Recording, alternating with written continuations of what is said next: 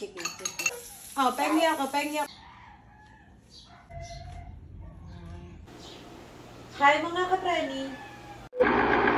Hi mga kapreni! Umalis ang nanay kaya maaga akong gumising. Heto't nagluluto ako ng umagahan. 5 AM na nga ako nagising kapreni pero dapat 4:30. Alam nyo yun, napasarap ang tulog. 10 minutes pa lang kapreni nung lumabas ako ng kwarto ay gumising na ang bata. Hindi ako makakapagluto anak kung tatabihan kita para matulog ulit. Halika't bantayan mo na lang ang mama mo. So ayan na nga, nakabantay na siya. Ay talaga naman kapreni. Buti nga walang sumpong kung de, stress ako. Madali ako ma-stress kapreni. Siguro kulang na to sa lambing ng Daddy Chester. Ay talaga naman. Kapag napanood niya to, sigurado sasabihin niya, uuwi na ako. Ako'y namimiss mo na uuwi na ako dyan. Sandali lang kasi, hindi pa natutupad yung pangarap natin. Konting pagtitiis na lang. Kahapon, di nabawasan ng kanin. Ngayon, isasangag ko. Ang kulit ng bata, sabi ko, lumayo ka dito. Nagluluto ako anak, ano ba yan? Habang siya'y nagbabantay sa akin kapreni, abay kinakain na yung hotdog. Isasahog ko nga to kapreni sa sinangan. Lalagyan ko pa nga ng 2 itlog.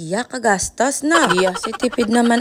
Nung ilalagay ko na ang hotdog, pinigilan ako. Abay na, gustuhan na. Nagtira ako ng ilang piraso, nagalit. Sabi ko, magluluto na lang tayo ulit. Hindi ko pa nga napiprito itong hotdog kapreni. Nilaga ko lang dahil matigas. Parang yung mukha mo, tigas no? Sa kabila ng lahat. Uy, grabe naman. Umalis kami kahapon, kaya hindi nakain ng kanin. Pag uwi namin sa bahay, mga busog na. Kala ko nga kapreni, mapapanis ang kanin. Pero kung hindi ko to ininit kagabi, baka panis na to ngayon. Ano mga kapreni sa tingin nyo? Ba, nagtanong pa nga. Heto't magluluto ulit ako ng hotdog para sa bata. Nabitin siya. Uy, bawal ang hotdog ha. Paminsan-minsan lang. 6 AM na, hindi pa bumabangon sa higaan ng Kuya Ken, pero gising na siya. Ako naman kapreni, tawag na sa kanya. Sabi ko, bumangon ka na't kumain. Hinahatid sundo kasi siya ng tito ko, maaga silang umaalis. Kapag tinawag na siya ng tito ko na, Ken, tara na. Abay magsasapatos pa lang kapreni, tapos hindi pa nakasuot ang t-shirt. Ang nanay, tuwing umaga, lagi siyang minamadali. May pasigaw-sigaw pa, araw-araw na lang, ganun. Anak, konting bilis naman kasing gumayak, hindi yung parang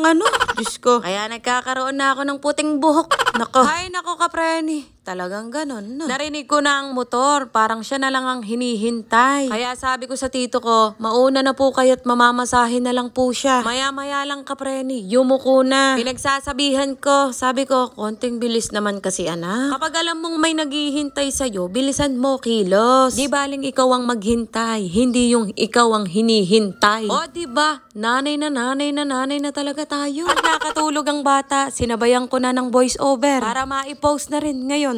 O siya, hanggang dito na lang. Maraming salamat sa mga nanood. Bye mga kapreni!